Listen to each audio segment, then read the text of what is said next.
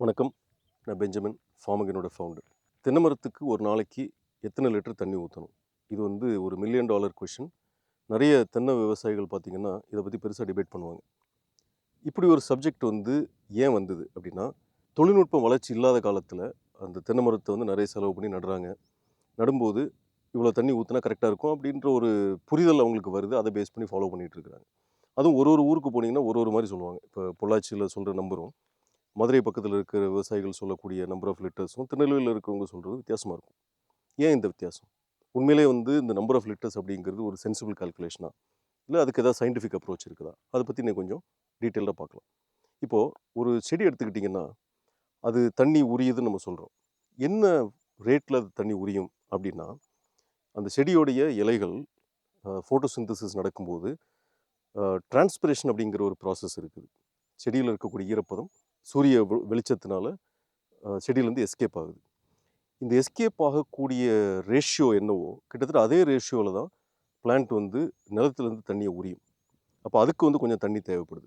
2வது தண்ணி வந்து நம்ம நிலத்தில இருக்கக்கூடிய தண்ணி சூரிய வெளிச்சத்தினால அம் எவாப்பரேட்டும் ஆகுது. அப்புறம் பிளான்ட்க்கு தேவையான ஆக்ஸிஜன், ஹைட்ரஜன் இதுக்கும் அது தண்ணி எடுத்துக்குது. ஸோ இப்படி 3 விதமா தண்ணிய வந்து பிளான்ட் உறிஞ்சிக்குது. ஸோ எவ்வளோ உரியும் அப்படின்னா, அது வந்து ப்ரொபோர்ஷனேட் டூ அதோடைய பயோமாஸ். ஒரு சின்ன செடிக்கு அதோடைய லீஃப் வந்து கம்மியா இருக்குது. அதனால டிரான்ஸ்பிரேஷன் கம்மியா இருக்கும். அதோடைய ஆக்ஸிஜன், ஹைட்ரஜன் ரிக்வயர்மென்ட் கம்மியா இருக்கும். அதனால அது உரியறதும் கம்மியா இருக்கும். அப்ப அதுக்கு கம்மியா தண்ணி ரிப்ளெனிஷ் பண்ணா போதுமானது. தென்னை மரமோ, இல்ல மற்ற மர வகைகள் பார்த்தீங்கன்னா, பயோமாஸ் ஜாஸ்தி. அதாவது இலைகள் ஜாஸ்தி.